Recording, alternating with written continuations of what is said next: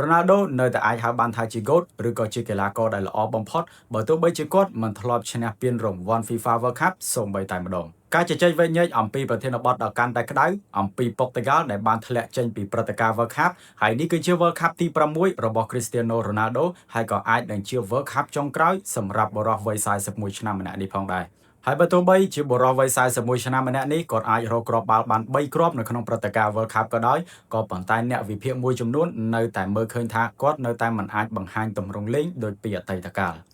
ប៉ុន្តែសម្រាប់ទស្សនៈរបស់ Ronaldo យល់ឃើញថាការឈ្នះពានរង្វាន់ Euro កាលពីឆ្នាំ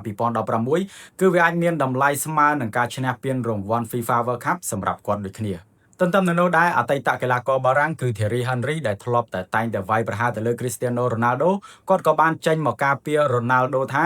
Cristiano Ronaldo នៅតែអាចហៅបានថាជា GOAT បើទោះបីជាគាត់មិនធ្លាប់ឈ្នះពានរង្វាន់ FIFA World Cup សូម្បីតែម្ដងហើយកីឡាករល្អមិនមែនសុទ្ធតែត្រូវឈ្នះពានរង្វាន់ World Cup នោះទេទើបហៅបានថាជាកីឡាករល្អហើយ Thierry Henry បានបញ្ជាក់ថែមទៀតថាកេរ្តិ៍ឈ្មោះរបស់ Ronaldo មិនអាចប៉ះបាននោះទេគាត់គឺជាកីឡាករម្នាក់ដែលបានបំផុសគំនិតទៅដល់យុវជនរាប់លាននាក់តាមការខិតខំប្រឹងប្រែងការដាក់វិន័យមកលើខ្លួនឯងនិងការលះបង់សម្រាប់ការប្រកួតនីមួយៗក្រោយក្រុមជម្រើសជាតិប៉ុកតេហ្គាល់បានធ្លាក់ចេញពីព្រឹត្តិការណ៍ World Cup នៅក្នុងឆ្នាំ2026នេះ Cristiano Ronaldo ក៏បានសម្ដែងការសោកស្ដាយដែរថានេះគឺជា World Cup ចុងក្រោយរបស់គាត់ទោះបីជាយ៉ាងណាគាត់ក៏មិនទាន់បានបង្ហាញថាគាត់នឹងចូលនិវត្តន៍ពីក្រុមជម្រើសជាតិប៉ុកតេហ្គាល់ដែរនៅក្នុងអាជីពរបស់គាត់ជាមួយនឹងក្រុមជម្រើសជាតិប៉ុកតេហ្គាល់គាត់បង្ហាញខ្លួនចំនួន233ដងនិងរកគ្រាប់បាល់បាន